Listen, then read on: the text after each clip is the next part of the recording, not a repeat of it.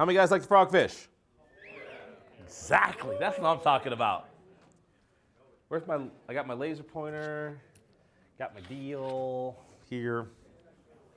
Frog fishing. I'm going to talk to you guys pretty much about frog fishing, crankbaits, and spinnerbaits. So at any point in time you have any questions going into this, feel free, raise your hand. I'll answer any questions you got. We got to start out once again, before you do anything, you got to have the right equipment. Right equipment for frog fishing. Minimum 50-pound braid in open water. 65 or 70 in matted vegetation or around wood. Reason for that is open water, you can get away with the 50-pound, 65 or 70 matted vegetation so that you don't break them off. Rod, minimum 7 foot. I had designed a rod by Daiwa called a Daiwa Steez frog rod, 7 foot 4 inches long. 7 foot 4 inches long allows me to make a good long cast, get a good hook set, and move those fish. Same reel as the flipping reel, 7-3-1 high-speed reel. Once again, I'm working the bait with the rod, not with the reel. So you work the bait with the rod, you take the slack up with the reel, so you want a high-speed reel. So think about this, when you're fishing in open water, basically you need 3 colors. Sexy-ish, which is sexy because I'm sexy, kind of like that, you know, kind of. But no, it's a bluegill color pattern. I like to throw that on the partly cloudy days, so when you get a mixture of sun and clouds both, I'll go with the sexy-ish. I like to go with that color as well in the post-spawn when the bluegill are on beds and the bass are eating bluegill on beds, because most of the time you're catching bass out of that much water because the bluegills are bedding in less than a foot of water. So that's when I throw that color. So the 3 main colors, Papa Midnight, the Man, sexy-ish. You pick the right areas. You want to take your frog, you want to skip it back up underneath here into that pocket back there. When you take that frog and you make that cast up underneath there, you skip it up underneath there, you let it sit, let the ripples go away. You walk it.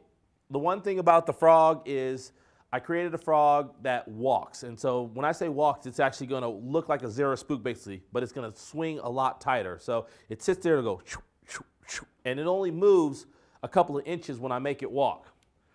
Then the popping version is for those days when I actually need to get a little bit more noise. You get a lot of boat traffic out there, you're getting a lot of wind, and they won't eat the frog as well, and you want to pop it, so then I created a popping version for that.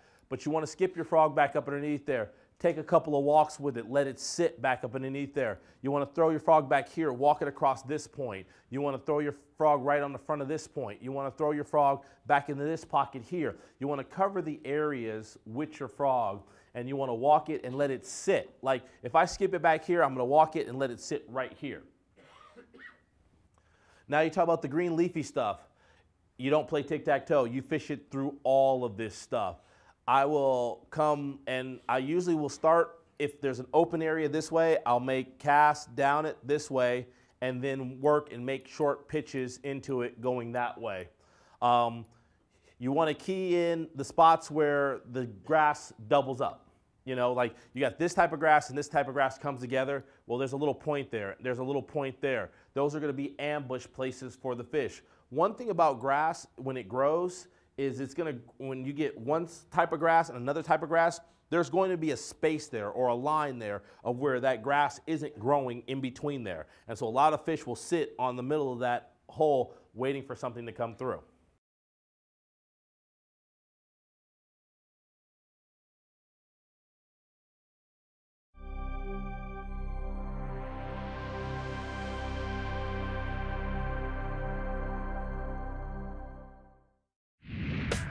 Hey, I'm Pete Gluzek. And I'm Mike Iaconelli. And this is Bass University TV. Welcome to Bass University TV, an online video training course where you'll learn champion bass fishing techniques from pro anglers Pete Gluzek, Mike Iaconelli, and their talented special guests. Everywhere I go in the country, I'm trying to use these techniques because I catch big fish that way. From on the water to in the classroom. We want to use that bait to help make that area even smaller and really, really find that sweet spot. You'll learn sound techniques and strong fundamental bass fishing skills.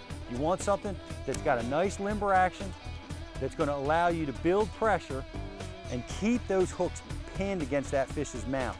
Watch hours of video content on multiple topics at your own pace for a low monthly fee. Cancel at any time. Hold on, because you're going to catch some big fish. Information is power in the sport of fishing, so learn from the very best. That's a key theory in all of fishing. Subscribe to Bass University TV today. Man, does it trigger a lot of strikes.